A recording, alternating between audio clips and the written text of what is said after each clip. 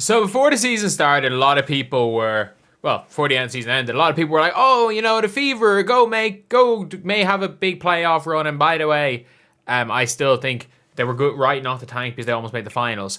But it was like, oh, it doesn't matter if they don't make it out of the first round because Garzone is the great player that we want, and I've been calling her the Israeli Katie Lou Samuelson, and I've been saying, why the hell are we trying to get Timu Katie Lou? And people have been saying, oh no, Garzone's who the Fever need. And I've been seeing people say that Garzone is going to start.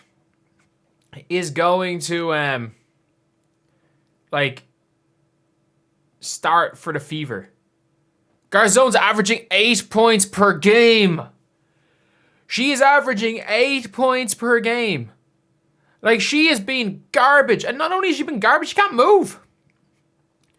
She can't move. She can't play defense. She's clumsy. She's genuinely clumsy. I've been watching little bits of Garzone in Maryland this year. Because I didn't watch much of Garzone in Indiana, I'm not going to lie. But I've been watching a lot of her because people have been saying she's going to go for the Fever. She's clumsy. She can't turn. She can't move. She's being mocked to the Fever right now. This is who people are genuinely. I mean this when I say this.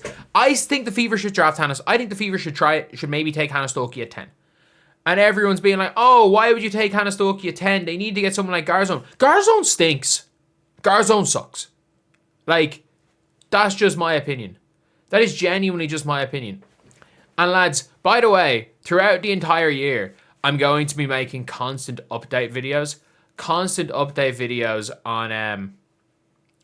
on what you call it, on the Indiana Fever, possible draft prospects, and I'm gonna be making just real videos. I'm gonna be making a lot of discussions, maybe doing a couple of live streams, and they probably will be members only, because I am trying to push that. But I'll be making public videos about them, but basically I'm not going to make public videos breaking down a random Garzone game I watched or a random game from a random team, but especially because of the things. But there's going to be a couple 3-4 minute members only videos where I'm just going to give my opinions on a lot of things, just quick opinions, quick stuff out there. And yeah, so if you guys are interested in that, join and become a member. Just the $1 one, just get the cheapest one. If you want to donate, if you want to join for a higher one, great, I do appreciate that, but it'll be just at the $1 tier for the members only videos. But anyway, yeah, we are now looking at a situation where the 2026 WNBA draft, I'm watching these games, and I'm watching somebody like Kiki Rice. I thought Kiki Rice looked terrible. Lauren Betts looked terrible against Oklahoma. Awafam has had some... the problem with Awafam is consistency, but she's 19, so you live with being inconsistent. But Awafam at her best looks to be the clear number 1 overall pick. I think AZ Foot hasn't played anyone good yet, so we'll see. Neither has Olivia Miles. TCU look good, though. Flau'jae could be at number 1. Tania Latson, why the fuck did she go to South Carolina?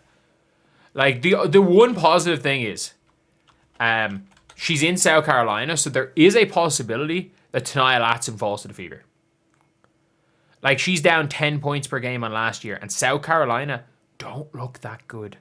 I get it, they're 3-0. Oh, they're playing USC in their next game. They mightn't beat USC, But they're 3-0, but they just haven't looked good.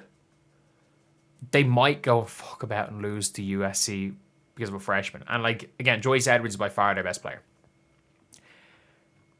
But Kiki Rice, Gianna Neepkins is a super senior who probably wouldn't have gone in the first round last year. And it's at the stage where it's oh yeah, a Fever would be lucky if they get Gianna Neepkins. Kiki Rice does not look good. She does not look good. I've watched UConn. Sarah Williams does not look good. Indiana Fever being fucking mocked. Garzone.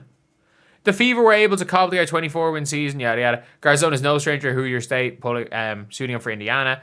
Who was the last player we signed from Indiana? Grace Berger. We never gave her a chance.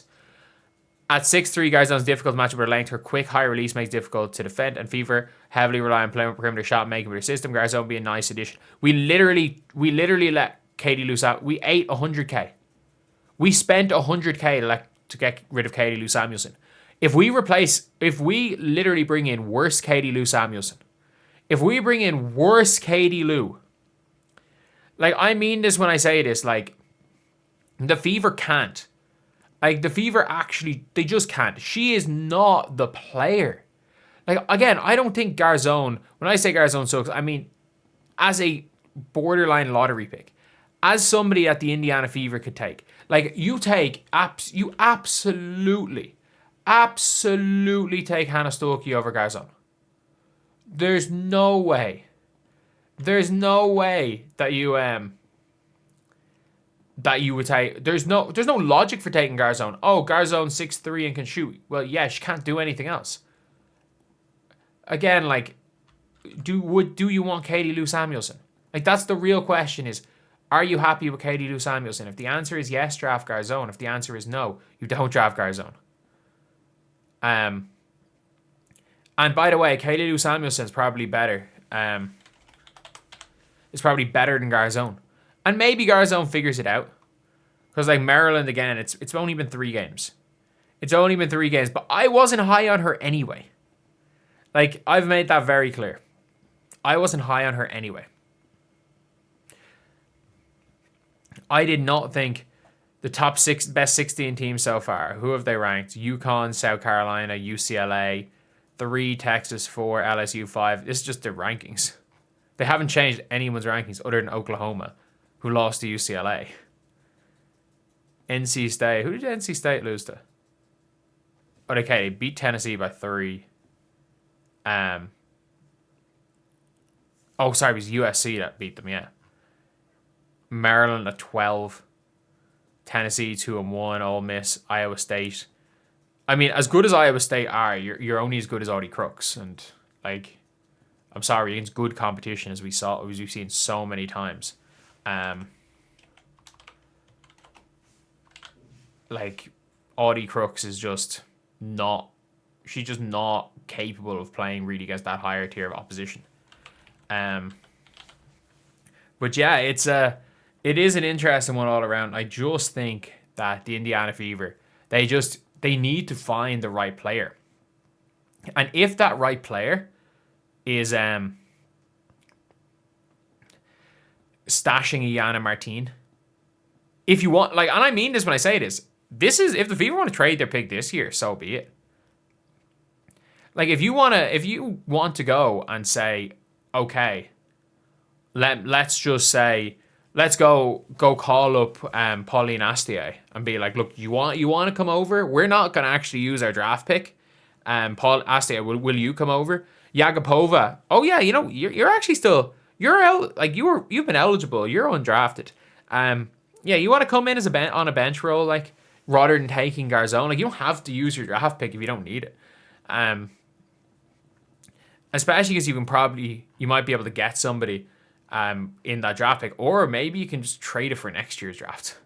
Maybe you could get something in next year's draft. I just don't feel like the Indiana Fever are in a position where they're going to get anybody that plays that role.